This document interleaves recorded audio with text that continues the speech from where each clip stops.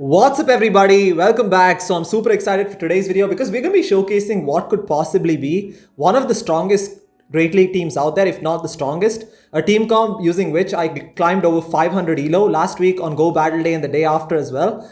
Basically a Swampert double ice team. It's a fairly meta team comp and I'm pretty sure you might have used different variations of this team or probably even the exact same team. I got this idea from when I was using it in Retro Cup. I felt like I could take this to the Great League and probably it would work out even better in the Open Great League, simply because of the fact that there's no single Pokemon that actually core breaks this entire team as far as Open Great League is concerned. Yes, you could probably think of something like Jellicent, which has winning matchups against all three of these Pokemon, but honestly even Jellicent can be handled, right? And I actually tanked below 2000 the day before Go Battle Day. I mean, not on purpose, I tried out a bunch of weird teams, but using this team I was able to climb from 1900s to the 2500 and beyond, which isn't that big of a deal. Obviously it's much harder to go from 2500 to 3000 than it is to go from 2000 to 2500, and I'm pretty sure most of you watching might have hit expert or probably even legend by now, but I feel like this team definitely has potential to take you all the way to legend as well. I'm definitely looking forward to using this team a lot more.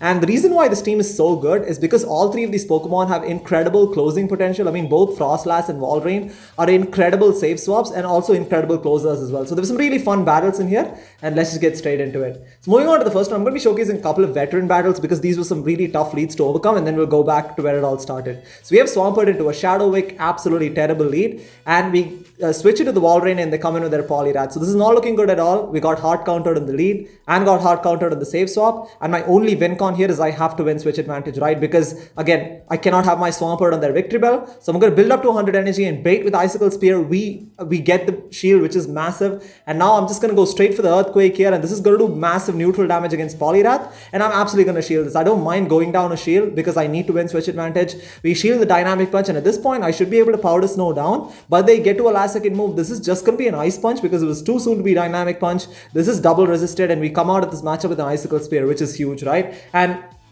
if Shadow Wick comes back in as it does, I'm going to be able to get off this Icicle Spear and get that final shield. But yeah, we get the final shield, but the unfortunate thing is that this Shadow Wick has quite a bit of energy. So I'm obviously going to come in my Froslass right now, and they're going to throw a move here. Now Shadow Leaf Blade is going to do a ton of damage from this range, right? It near one-shots my Froslass. They try to snap with Swampert. I bank an Avalanche and immediately switch into my Swampert here, and we're going to take a lot of damage from Hydro Cannon, but we live the Hydro Cannon, right? With very minimum HP, I should be able to get to this Hydro Cannon as well. This is again going to do massive damage against their Swampert, and all I need to do is make sure I get rid of the Swampert here, and it actually ends up being a double KO, but we have an Avalanche banked. I can go for this Avalanche with very minimum HP, and this is going to easily take out the Victreebel from this range, and that's going to take the win for us there. So obviously winning switch advantage was crucial. If the Poliwrath had called the bait, it would have been difficult, but luckily we were able to win that one. So moving on to the next one here, we have Swampert into a Shadow Venusaur. Once again, really bad lead. So immediately switching to my Walrein right now, and they come in with their Galarian Stunfisk. Now you can tell right off the bat this is going to be the Venusaur double tank line. So they probably have a Bastiodon in the back. So once again, it's absolutely critical that I win switch advantage, right? So again, I'm going to build up to 100 energy, going for the Icicle Spear bait here, and they shield that again, which is massive, and now I can just go straight for the Earthquake, and I'm really hoping they let this go through because I don't mind being at a shield disadvantage as well. Actually, they shield that, which is even better. At this point, I'm definitely going to shield this up. I mean, we still have 2 shields, so might as well, and we should be able to outpace the G-Fist to the next move, right? I'm going to overfarm and then throw the Icicle Spear on CMP here, and if they shield, I'm going to shield as well because again, like I said, switch advantage is everything. They actually let that go through, which is fine. We are on even shields right now, expecting the Venusaur to come back in and farm down. So I'm basically going to come with my Froslass here, and this Venusaur has a ton of energy, right? They definitely have a lot of energy, so I'm definitely going to have to respect the Shadow Frenzy plan because this will near one shot. For some reason, they go for Sludge Bomb. I guess they misclicked that, and as we expected, there's a Bastiodon in the back. Now, even down a shield, this is such a dominating matchup for Swampert, so I'm basically going to go for Hydro Cannon here, and my goal is to basically come out of this matchup with a Hydro Cannon because I need to get that final shield from Venusaur so that I can land the Avalanche on the Froslass here. So we can just let everything go. I mean, we have no more shields, so I'm just going to bank a bunch of energy. I actually overfarmed as much as I could. I just want to get my Swampert low so that Venusaur gets very little farm. I'm going for the Hydro Cannon. It does take out the Bastiodon. I'm immediately going to fire off the next Hydro Cannon here. Again, this even though resisted, they have to respect it and shield that. And now they farm down, but that's okay. We have an Avalanche banked on the Froslass, and Avalanche is going to easily be taking out the Venusaur from this range there. So once again, winning switch advantage was absolutely crucial, and luckily we were able to pull it off. So again, moving back to the 1900s where it actually all started. So we have a Swampert into a Trevenant. This is an absolutely terrible lead, obviously. So immediately, once again, going to safe switch into Walrein. Whenever there are grass leads, you typically want to safe switch into Walrein because Froslass is the harder counter for grass types. I guess with Trevenant, Walrein is probably the harder counter, but I typically like to safe switch into Walrein anyways. And once again, we see a G-Fisk save swap, right? And the game plan is the same. Just basically bait with Icicle Spear. We get a shield there, which is massive. They actually end up going straight Earthquake. They were hoping that would probably one-shot, but luckily it doesn't. And I'm going to go straight for the Earthquake here. And this again does massive damage against the G-Fisk. And hopefully I can farm down, which we are able to do. And I have an Icicle Spear, which I blind throw, hoping that Trevenant would come back in, but they smartly choose to bring in their Azumarill, because obviously Azumarill can easily tank an Icicle Spear. And at this point, I can have my Swampert on their Azumarill. I'm expecting them to switch at some point and throw the Seed Bomb, which they do, and we catch the Seed Bomb on Froslass. This is massive because, again, this isn't going to do too much damage. The Shadow Claws are definitely going to add up, and my goal in this matchup is to put this Trevenant into Hydro Cannon range, right? We've got it into Hydro Cannon range. I'm just going to let it go through, and I'm going to trust in Swampert with 2 shields to be able to close it out. I'm just going to overfarm a little bit more. Probably could have done one extra mud shot there, and this Hydro Cannon actually gets the shield from Trevenant, but we are able to get to another Hydro Cannon as well. This Hydro Cannon will be taking out the Trevenant, so Swampert, a Trevenant counter confirmed, and with the 2 shield advantage, Swampert should be able to get rid of this Azumarill. This Azumarill has a lot of energy though, so we're definitely going to need both those shields here.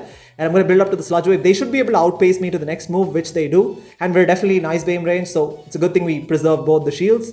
And at this point, I can just go straight for the Sludge Wave right now, and a Sludge Wave from Shadow Swampert will easily do enough super effective damage to be able to take out the Azumarill then. So as you can see, I mean, all 3 of these Pokemon having incredible closing potential is what makes this team so solid, right? We actually got a 5-0 set, which took me, finally took me over 2,000. But then again, we're just going to fast forward a couple of sets into, now we're into the 2100s now. And then moving on to the next one here, we have Swampert into a Skarmory, which is actually, I mean, honestly, Skarmory is not that big of a deal for this entire team because all 3 of these Pokemon have pretty good matchups against Skarmory. And I'm going for the Hydro Cannon here. And again, Swampert significantly outpaces Skarmory, right? We've seen this matchup quite a few times play out as far as Open Great League is concerned. I'm definitely going to shield this up.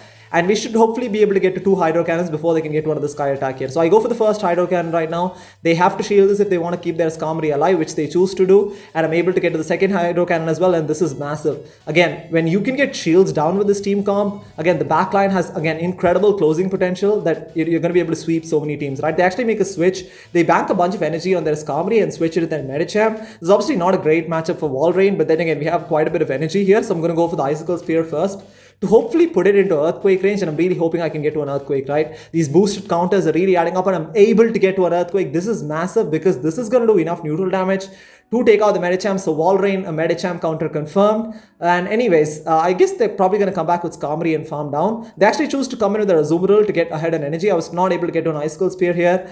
And I'm going to basically come in with my Froslass right now and trying to get slightly ahead in energy. I'm just going to throw the Shadow Ball right away. I don't care even if they catch on Skarmory. They probably wouldn't catch because they have a bunch of energy on Skarmory anyways. And I'm going to let whatever this Azumarill throws, I'm just going to let it go through, right? Because Brave Bird from a Skarmory would obviously do a lot more damage than a Play Rough. They make a switch into their Skarmory. I'm actually going to shield this up. And then I'm going to try and do as much Powder Snow damage as I can. And I want to put this Skarmory into Mud Shot farm down range. I'm not going to throw on purpose because I want to come back with my Swampert and be able to farm down and leave with the Sludge Wave. Right? This is a little bit of a risky play because we should be able to, these Mud Shots are resisted, but hopefully we can farm down, and we barely farm down and we leave exactly with the Sludge Wave there. And this Sludge Wave again, going to do massive super effective damage and take out the Azumarill there. I mean, once again, that was a little bit of a risky play. Honestly, I was probably better off shielding, but then again, you know how OP Shadow Swampert is. It's going to be able to Mud Shot down his Skarmory. Moving on to the next one here, you have Swampert into a Nidoqueen. So this is the classic Nidoqueen Double Dark line. And honestly, when you go up against a Nidoqueen Double Dark line, you're going to win more often than not. The only thing you have to watch out for with this team is that you have to make sure that the Froslass avoids the Umbreon and the Walrein avoids the Scrafty. So typically, whether they switch, this time they actually switch into the Umbreon. I'm basically going to stay in with my Swampert because Nidoqueen has absolutely nowhere to go against this team. All 3 of my Pokemon have winning matchups against it. So I'm basically going to fire off 2 Hydro Cannons and put this Umbreon extremely low. And then I'm going to catch a foul play on the Walrein, right? This is perfect for me. This is obviously not going to do too much damage. And we should be able to farm down and leave with a little bit of energy. I'm expecting the Scrafty to come back in, or come in, I should say, at this point. And they actually do decide to come in with Scrafty, and I should be able to get 2 Icicle Spears, right? And the beautiful thing here is that one of these Icicle Spears will get the shield from Scrafty because they have to keep their Scrafty healthy in order to take out my Swampert, right? And this Power Up Punch will not KO. Luckily, they didn't actually choose to farm down. They decided to go for Power Up Punch. That is not going to KO. I'm able to get 1 Icicle Spear here, and this is going to get the shield, like I said, because they want to keep the Scrafty healthy.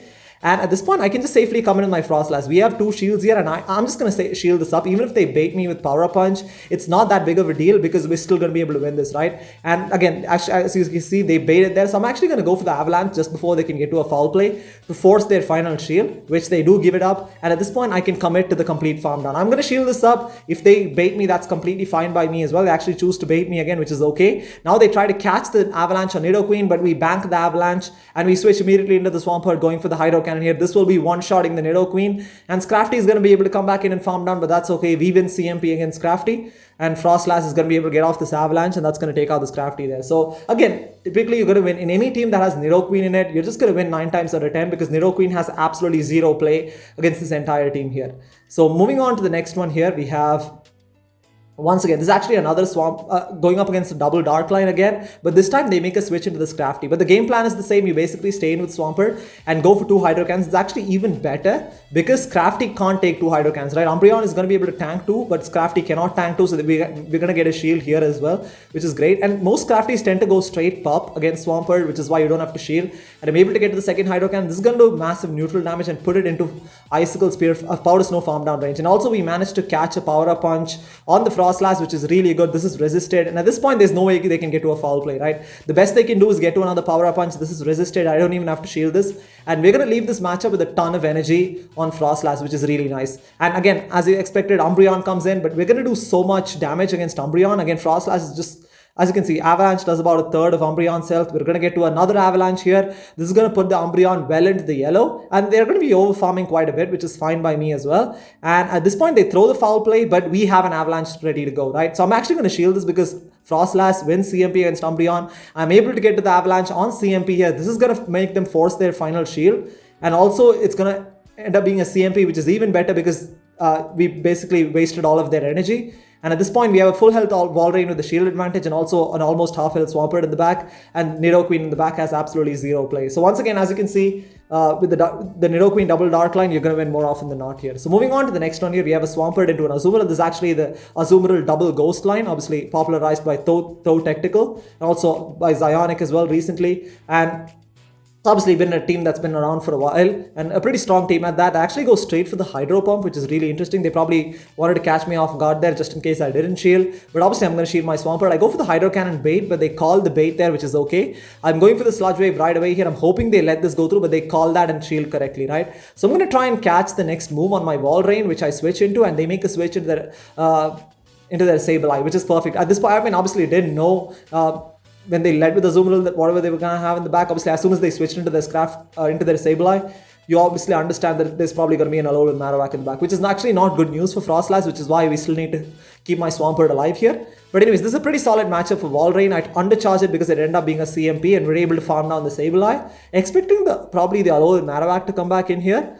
Or come in, I should say, and I'm just going to try and get to this Earthquake here. I'm hoping they decide to farm down, but they get to move, they throw the Bone Club. You know what, I'm actually going to shield this because I need to get that final shield, and as soon as I get this final shield, I'm immediately going to switch into my Swampert and go for the Hydro Cannon here.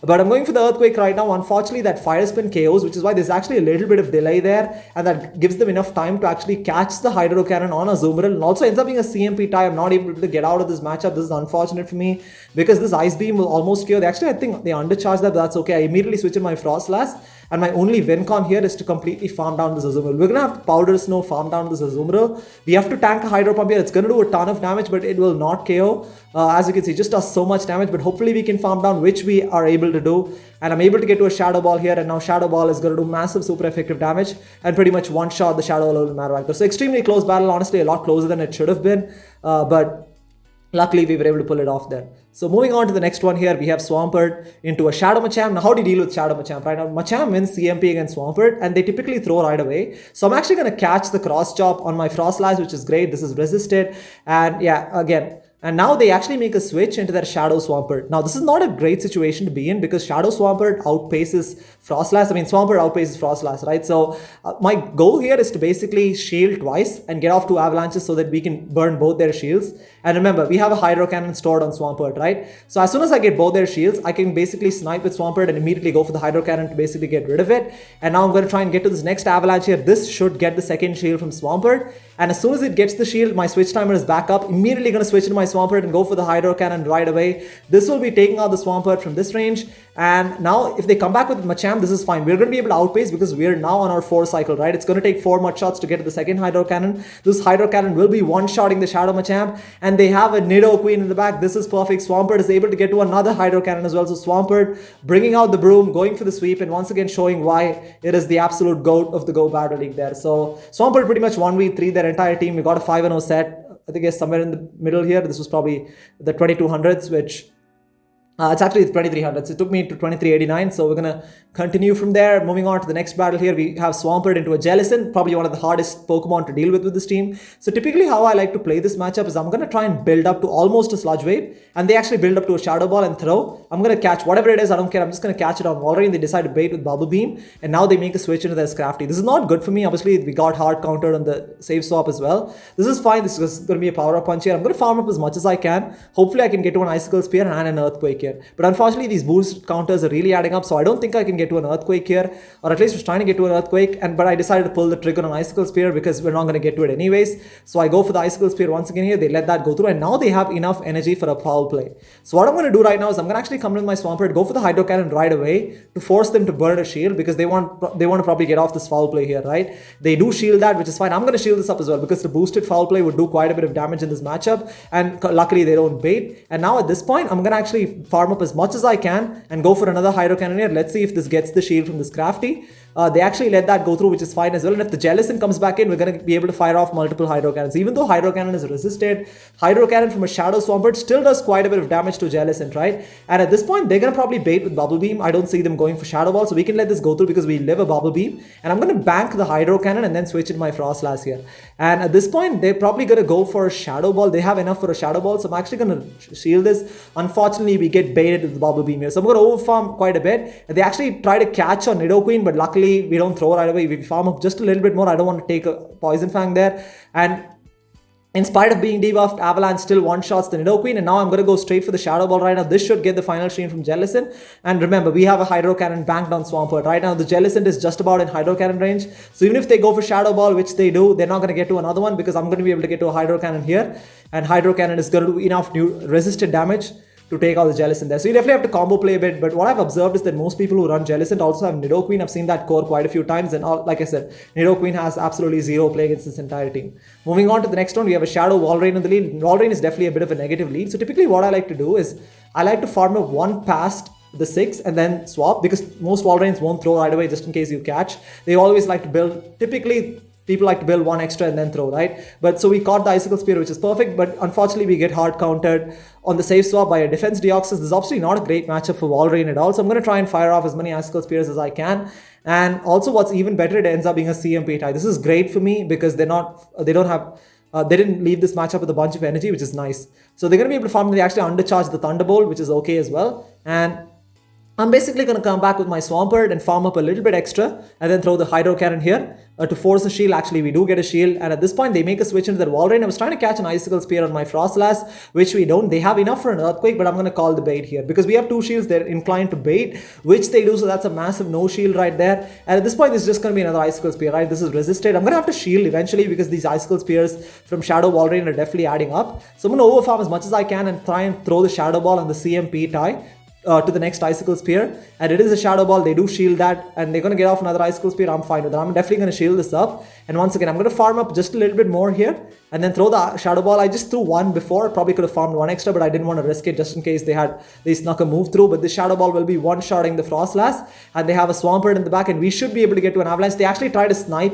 or basically sack their Deoxys, but luckily we don't throw. We bank the Avalanche. We go into my Swampert, go for the Hydro Cannon here, and at this point all I need to do is get to this Hydro Cannon, which we are able to do as well. And this Hydro Cannon is definitely going to put this Swampert into Avalanche range, right? It actually ends up being a CMP tie, which is even better for me. I can just safely let this go through, and I can just basically come with my Froslass and go for the Avalanche, and Avalanche will be taking out the Swampert from this range. That's a pretty close battle, honestly. If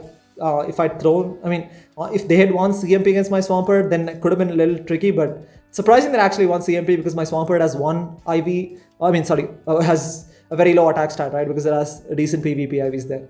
Moving on to the next one here, we have Shadow Blastoise in the lead. It's not the best matchup for Swampert. I catch the Hydro Cannon on the Walrein, which is perfect. And now they make a switch into their Shadow Alolan Marowak, which is okay for me as well. I'm going to be able to get to this Earthquake here. And this Earthquake is obviously going to force the shield from Alolan Marowak, as it does there. And because we got a shield, I'm going to let this go through, right? It's completely fine by me. They're going to be forced to throw a Shadow Bone here. And Shadow Bone is going to do enough damage to take out the Walrein. And I'm going to basically come back with my Swampert and throw the Hydro Cannon right away. Probably could have done a couple of extra mud shots, but I was worried about them getting to another move. But Hydro Cannon one-shots the Alolan Marowak. And at this point, I should be able to get to a Sludge Wave before they can get to another Hydro Cannon, because we had a little bit of an energy advantage.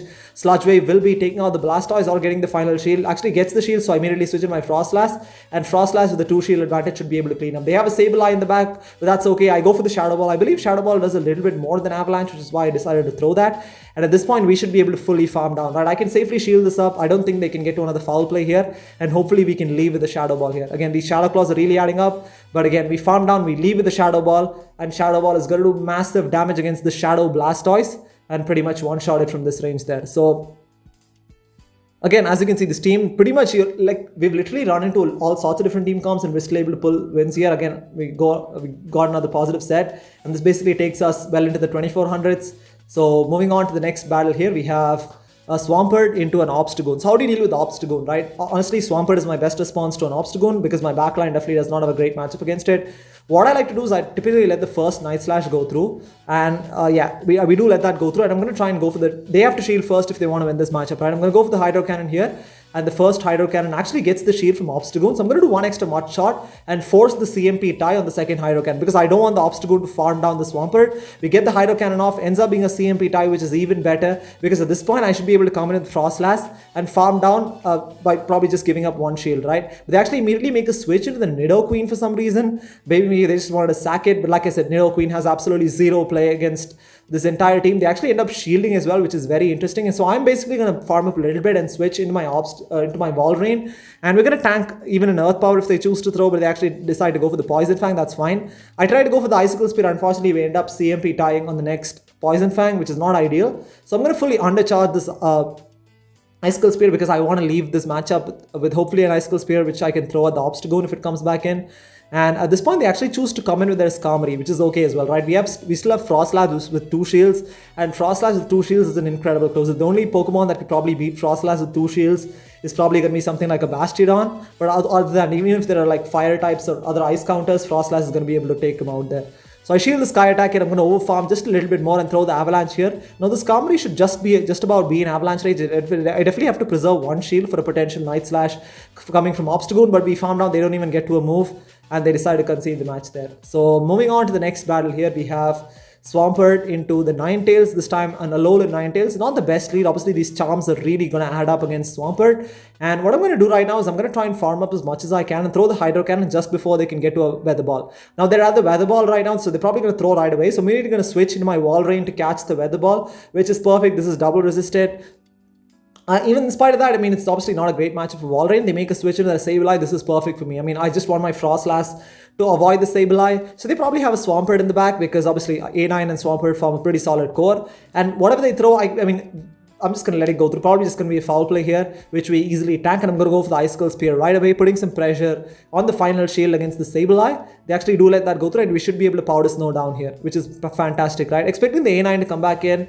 And if it comes back in, I'm going to try and get to a Icicle Spear to do as much chip damage as I can, but unfortunately we don't get to it. That's okay, because I can just basically come back with my Swampert and go for the Hydro Cannon once again. This is going to force that final shield from the A9, and immediately going to switch in my Froslass right now, and I'm going to throw the Shadow Ball right away, because these charms are really adding up. Going for the Shadow Ball, but they make an incredible catch on their Diggersby. That is an amazing play by them, but that's fine.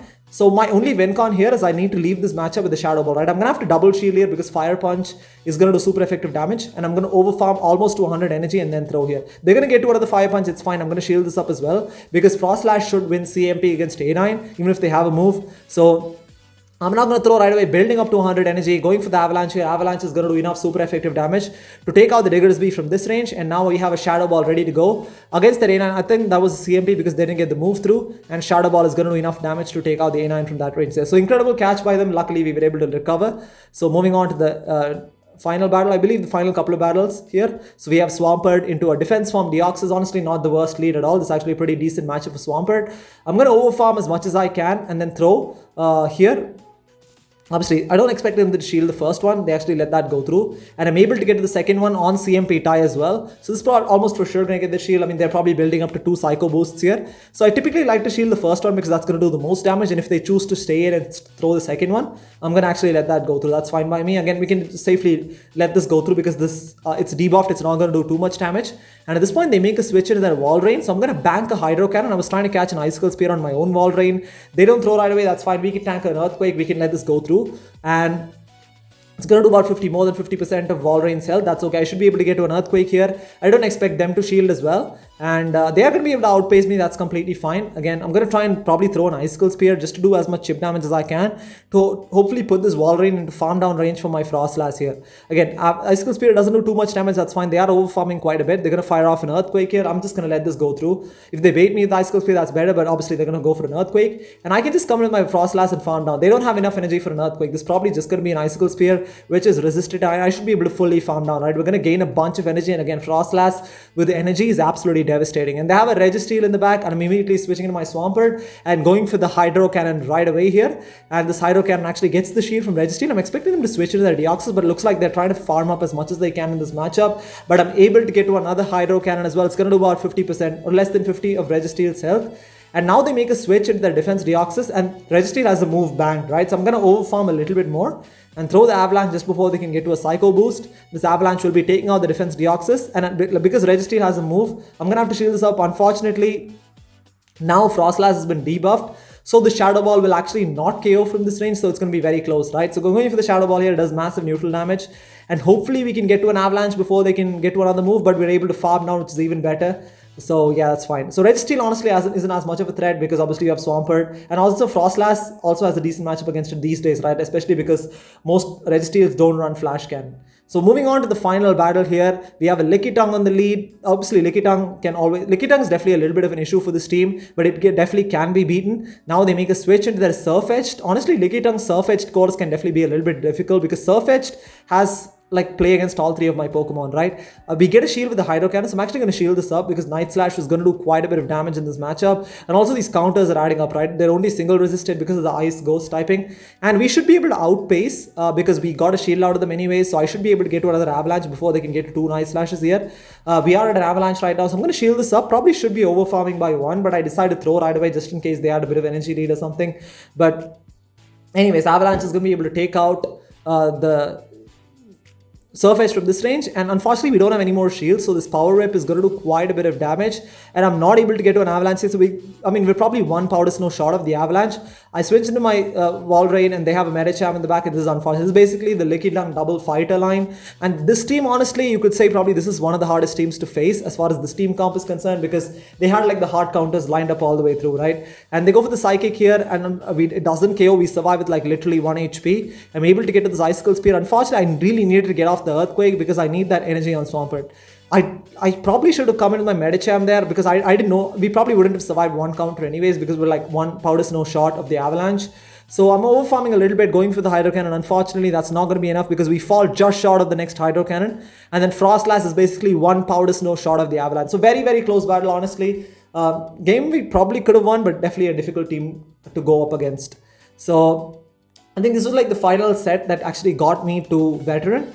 And yeah, overall, as you can see, this team is really solid. You could probably say the Lickitung double fighter line is probably the hardest to deal with. But outside of that, pretty much, I mean, I went positive in most of the sets that I did with this team.